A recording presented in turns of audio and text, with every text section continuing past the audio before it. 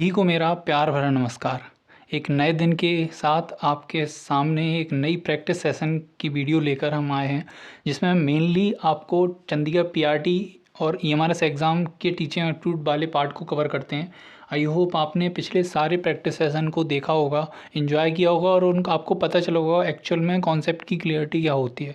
क्योंकि मेनली किसी भी एग्ज़ाम में जो चीज़ विशेषकर मायने रखती है वो है आपकी कॉन्सेप्ट की क्लियरिटी। कि अगर आपका कॉन्सेप्ट क्लियर हो तो क्वेश्चन चाहे ये हो या इनको और घुमा के आपको क्वेश्चन दे दिए जाएँ, आप सारे क्वेश्चन को कर लेंगे।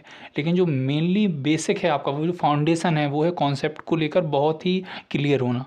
क्योंकि अगर उसमें कहीं आपका थोड़ा सा ऊपर नीचे चीज़ें हो रखी हैं तो आप क्वेश्चनों को घुमाने पे अटक जाएंगे, है ना। तो आपको फोकस करना है कि किस तरीके से आपके कॉन्सेप्ट की क्लियरिटी बेहतर हो।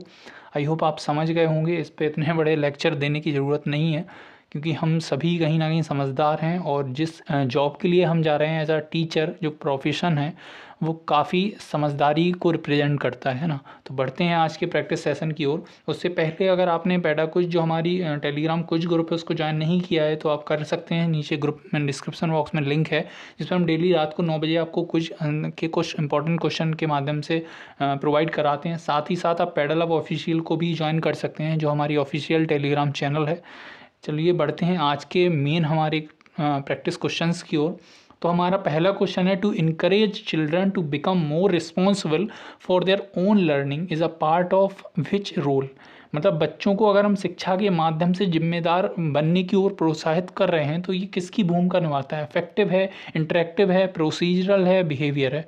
मतलब कहीं ना कहीं उत्तेजित करने वाला है, इंटरेक्टिव व्यवहार है, आपस में इंटरेक्शन हो रहा है, या क्रियात्मक है या व्यवहार है। तो कहीं ना कहीं अगर हम उन्हें बता रहे हैं कि रिस्पॉन्सिबल बनने के लिए ये चीज़ कह रहे हैं, इनकरेज कर रहे हैं बच्चे को लर्निंग में अधिगम को बेहतर करने के लिए, तो ये आपका इंटरेक्टिव का पार्ट है। क्यों इंटरेक्टिव का है? क्योंकि जब बच्चा एनवायरनमेंट के ज़्यादा से ज़्यादा चीज़ों के इस इंटरेक्शन में आएगा तो वो ज़्यादा से ज़्यादा चीज़ों को सीखेगा, एक्सप्लोर करेगा, उससे कहीं ना कहीं उसकी रिस्पॉन्सिबिलिटी बिल्डअप होगी। तो इसलिए इसका जो सही आंसर है वो है आपका इंटरेक्टिव।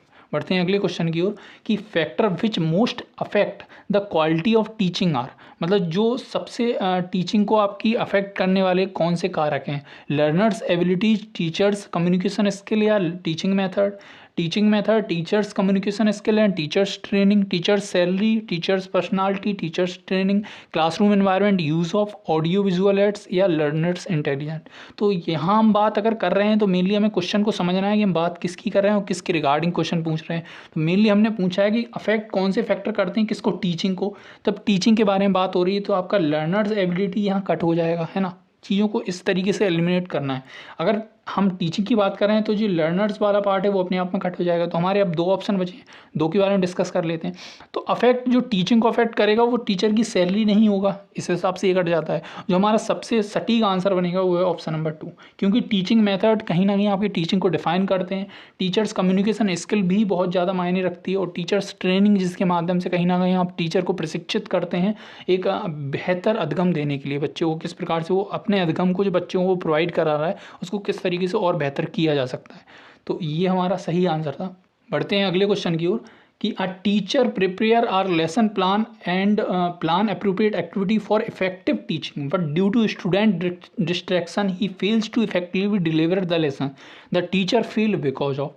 मतलब एक टीचर है, जैसे हम कभी भी क्या करते हैं, लेसन प्लान अगर हम रेडी कर रहे हैं तो ज़रूरी नहीं है जो हमने रेडी किया है लेसन प्लान उसी के अनुसार चीज़ें हों।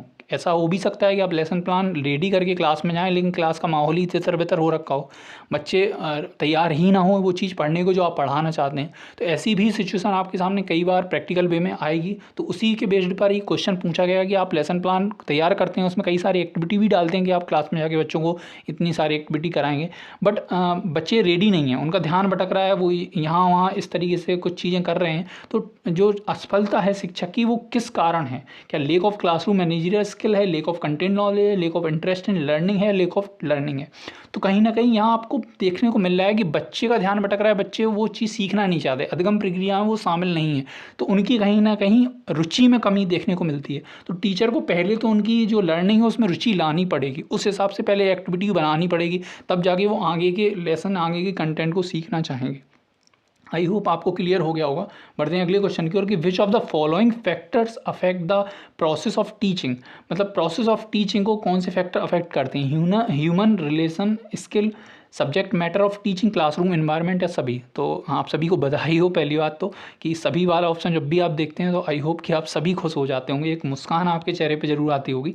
तो इसका जो सही आंसर बनेगा वो होएगा ऑल, है ना। तो बढ़ते हैं अगले क्वेश्चन की ओर। The most important skill of teaching is, मतलब टीचिंग की मोस्ट इंपॉर्टेंट स्किल आप किसे मानते हैं, making students understand the what the teacher says, या covering the course prescribed in his subject, keeping students relaxed while teaching, taking classes regularly. तो देखो यहाँ अगर मैं थोड़ा सा कुछ चीज़ों को एलिमिनेट करूँ तो विषय में निर्धारित पाठ्यक्रम को पूरा करना ही आप अच्छे शिक्षण को नहीं मानते हैं, है ना। हाँ, उसका भाग हो सकता है, एज अ पार्ट उसको लेके चल सकते हैं, बट होल उससे चीज़ें डिफाइन नहीं हो सकती। तो इस हिसाब से ये हमारा कट जाएगा। अब छात्रों को यह समझाना कि शिक्षक क्या कहते हैं, या keeping student relaxed while teaching, तो रिलैक्स करना भी हमारा मोटिव नहीं है टीचिंग का, क्योंकि हमें बच्चों को as a active partner participate उन्हें कराना है चीज़ों में, तो रिलैक्स करने का बात ही नहीं है। टेकिंग क्लास रेगुलरली, इसका भी आपकी आप हो सकता है रेगुलर क्लास लेते हो, बट उससे आपकी टीचिंग कौशल या टीचिंग स्किल जज नहीं की जा सकती। मेनली है टीचिंग स्किल उससे जज करेगी आप जो पढ़ा रहे हैं वो बच्चों को कितना समझ में आ रहा है। इसी को अगर मैं थोड़ी सी टर्मिनोलॉजी में बात करूँ तो इसे लर्निंग आउटकम्स के तौर पर देखा जाता है कि आपकी जो टीचिंग है वो इस हिसाब से जज होगी कि आपने बच्चों को किस हिसाब के लर्निंग आउटकम्स प्रोवाइड कराए हैं, उन्होंने कितना क्या सीखा है, किस हिसाब से उनका अधगम बाहर सामने निकल के आया, कितनी चीज़ें उन्होंने ग्रहण की हैं या अब्जॉर्व की हैं। तो ये हमारा सही आंसर जो बनेगा वो है ऑप्शन नंबर 1। आई होप आपका एक्सप्लेनेशन क्लियर हो गया होगा। बढ़ते हैं अगले क्वेश्चन की ओर। Teaching aids and material aids are use to make teaching, मतलब जो हम कई सारे के TLM का यूज़ करते हैं उससे हमारी टीचिंग क्या बनती है, इंटरेस्टिंग, इफेक्टिव, मोटिवेटिंग या ऑल। तो इसमें भी आपको बधाई है क्योंकि इसका आंसर है ऑल, और आपको 1 नंबर मिल जाता है। बढ़ते हैं अगले क्वेश्चन की ओर। Use of methods where learners own initiative and efforts are involve in an example of, मतलब कई उन विधियों का उपयोग जहाँ शिक्षार्थी या विद्यार्थियों की अपनी पहल एवं प्रयास शामिल है। उदाहरण के तौर पे क्या कहलाएगा, deductive, learner center, jug and mug या डेमोन्स्ट्रेशन। तो यहाँ अगर मैं बात करूँ, जग एंड मग जो आपको लिखा दिख रहा है वो आपका ट्रेडिशनल मेथड में आता है, मतलब पारंपरिक विधि में आती है वो टीचिंग की, तो ये बनेगा नहीं, क्योंकि इसमें क्या होता है कि टीचर एक जग के समान है और बच्चा एक मग के समान है, मतलब जग से आप चीज़ें मग में डालते जाओगे, है ना। तो ये आज के ज़माने में काम नहीं करेगा, इसको हम काट देते हैं। तो हमारा मेनली जो अगर बात करें कि हम शिक्षार्थी को एज अ प्रयास और पहल के लिए मोटिवेट कर रहे हैं तो वो हमारा आएगा लर्नर सेंटर्ड में, है ना। बढ़ते हैं अगले क्वेश्चन की ओर। डेमोन्स्ट्रेशन आपका टीचर सेंटर्ड, ये बात भी ध्यान रखनी है। और which of the following statement is not correct, तो कौन सा सही नहीं है। Lecture method is one way process, lecture method can develop reasoning, in lecture method student are passive, none of the. तो अगर लेक्चर मेथड की यहाँ कुछ करेक्टरिस्टिक्स दे रखे हैं, आपको बताना है कौन सा नहीं आएगा। तो लेक्चर मेथड आपका वन वे प्रोसेस होता है, हो बिल्कुल सही बात है। क्यों होता है, क्योंकि ये टीचर सेंटर्ड है और इसमें केवल और केवल टीचर ही एक्टिव होता है, तो वन वे हुआ ना। अगर बात करें ये रीजनिंग डेवलप करता है, तार्किक क्षमता बच्चे के अंदर डेवलप करता है, ये यहाँ बात गलत है और यही हमारा आंसर बनेगा। क्यों बनेगा, क्योंकि लेक्चर मेथड कभी भी तार्किक क्षमता विकसित नहीं करेगा, कभी कैसे सकता है, क्योंकि टीचर लेक्चर देगा तो हाँ वो लिसनिंग बच्चे की अच्छी कर सकता है, बट रीजनिंग अच्छी करना उसका मेन मोटिव या वो कर ही नहीं सकता। इस हिसाब से हमारा आंसर बनेगा।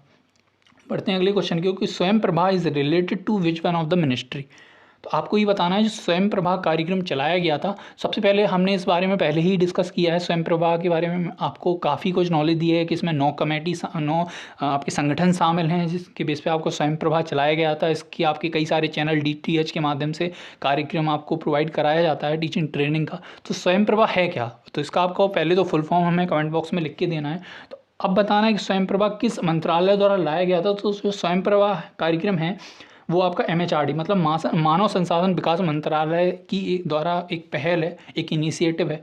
इसका फुल फॉर्म आपको लिख के हमें जरूर भेजना है। बढ़ते हैं अगले क्वेश्चन की ओर कि which of the following is most appropriate to develop higher order cognitive skills, है ना। तो इसको आपको बताना है कि कौन सा इसमें उच्च स्तरीय संज्ञानात्मक कौशल विकसित करने के लिए निम्नलिखित में से कौन सा सबसे उपयुक्त है। Lecture, demonstration, role play, discussion या इंक्वायरी लर्निंग। तो इसमें पूछा गया कि आप क्या डेवलप करना है, संज्ञानात्मक मतलब कॉग्निटिव आपका स्किल डेवलप करनी है बच्चे में, तो लेक्चर मेथड आएगा नहीं। रोल प्ले, डिस्कशन या इंक्वायरी लर्निंग, तो अगर कॉग्निटिव डेवलप करना है बच्चे का, संज्ञानात्मक क्षमता विकसित करनी है तो आपको उसमें इंक्वायरी लर्निंग करानी पड़ेगी, जिससे कई सारी चीज़ें बच्चा तलाशेगा, देखेगा, तब वो जाके हाँ, तब जाके वो क्या करेगा, अपनी चीज़ों को कई सारे संभालेगा। इसमें हो सकता है कई लोग आंसर रोल प्ले भी दे रहे हों, बट रोल प्ले में आपका कॉग्निटिव स्किल डेवलप नहीं होगा, इस बात को आपको समझना है। डिस्कशन भी हो सकता है कई लोग दे रहे हों, बट मेनली इसमें फोकस जो किया गया है वो है आपका कॉग्निटिव स्किल्स पर, तो इस बात को भी ध्यान रखना है। बढ़ते हैं अगले क्वेश्चन की ओर कि dash can be a highly effective educational method. It engages the learner at a more personal level by addressing the needs and wants of the individual। मतलब इनमें से कौन सा है जो अत्यधिक प्रभावित शिक्षण पद्धति के रूप में यूज़ किया जाता है, जो व्यक्तिगत ज़रूरतों और इच्छाओं से संबोधित करके विद्यार्थियों को अधिक व्यक्तिगत तौर पर संलग्न करता है। एक्टिव है, प्रोजेक्ट है, ऑब्जर्वेशनल है, एक्सपेरिमेंटल है। तो अगर बात करें कि कौन सी पद्धति इसमें आएगी सबसे ज़्यादा, तो आपको ये देखना है ऐसी पद्धति को चुनना है जिसमें बाकी सारी चीज़ें आपकी शामिल हो जाएं, है ना। तो यहाँ ऑब्जर्वेशनल नहीं आएगा, ठीक है, ये बात आपको समझनी पड़ेगी। तो more personal level by addressing the needs and wants the individual, तो ये आएगा आपका प्रोजेक्ट में, है ना। तो ये क्यों आएगा, क्योंकि आप बच्चे को प्रोजेक्ट मेथड के उसके पर्सनल लेवल पर प्रोजेक्ट कराते हैं, ये बात पहली है। क्योंकि इंडिविजुअल आपको प्रोजेक्ट करने को बच्चे को देते हैं, हाँ कई बार ग्रुप में भी दे सकते हैं, ऐसा नहीं है केवल इंडिविजुअल लेवल पर ही दें। तो क्योंकि इसमें बच्चा एक्टिवली पार्टिसिपेट होता है या व्यक्ति स्तर पर भी चीज़ें होती हैं। बढ़ते हैं अगले क्वेश्चन की ओर। Which of the following is a framework to make school books accessible in digital form और e books to be read and used on tablet and laptops. तो आपको ये बताना है कि ऐसा कौन सी चीज़ इनिशिएटिव या चीज़ डिजिटल रूप में लाई गई जिससे जो बच्चों की बुक्स हैं उन ई फॉर्मेट में कन्वर्ट करके आपके लैपटॉप और टैबलेट पर एक्सेसिबल किया गया बच्चों के लिए। क्या वो सुगम्य पुस्तकालय है, ई बस्ता है, ई पाठशाला है या स्वयं प्रभा है। तो इसका जो सही आंसर है वो है आपका ई बस्ता, है ना, चीज़ों को डिजिटल फॉर्मेट में कन्वर्ट करना। बढ़ते हैं अगले क्वेश्चन की ओर कि ब्लेंडेड लर्निंग मेथड क्या है। क्या समावेशी शिक्षा को एकीकृत शिक्षा के तौर पर साथ में संयोजित करके सामने लाना है, कार्य शिक्षा के लिए 2 ऐप्स का संयोजन करना है, एक ही कक्षा में विषयों को सिखाना है, पारंपरिक शिक्षा को नई शिक्षा से जोड़कर आपके बच्चों के सामने लाना है। तो मिश्रित अगर बात करें तो आपकी ट्रेडिशनल है या पारंपरिक जो है उसको नई के साथ जोड़कर बच्चों के सामने लाना है। तो यही हमारा ब्लेंडेड लर्निंग के तौर पर सामने आता है। तो इसका 4th option is right answer. अगला क्वेश्चन कहता है कि which of the following provides opportunities for direct experience the concept. मतलब कौन सी अवधारणाओं को प्रत्यक्ष अनुभव के माध्यम से चीज़ें लाना है। क्या वो टेलीविज़न है, फिल्म है, फील्ड ट्रिप है, पिक्चर है। तो इसका आंसर आप देंगे, ये आपका होमवर्क के फॉर्म में क्वेश्चन है, तो आप ज़रूर इसका आंसर दीजिएगा। The teacher will spend minimum dash hours in teaching including preparation hour in a week. मतलब कितने आपको घंटे टीचर को देने पड़ते हैं जिसमें आपका प्रिपरेशन आवर भी घंटा भी शामिल है।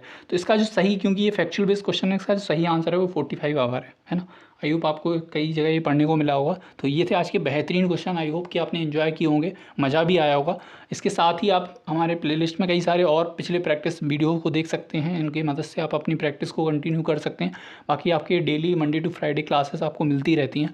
तो आई होप कि आप एंजॉय कर रहे होंगे चीज़ों को, और आप अपना फीडबैक हमें ज़रूर दीजिएगा कि आपको ये क्लासेस कैसी लग रही हैं ना, प्रैक्टिस सेशन आपको क्या पसंद आ रहे हैं या किस कमियों को हम दूर और कर सकते हैं। तो मिलते हैं अगले प्रैक्टिस सेशन की ओर।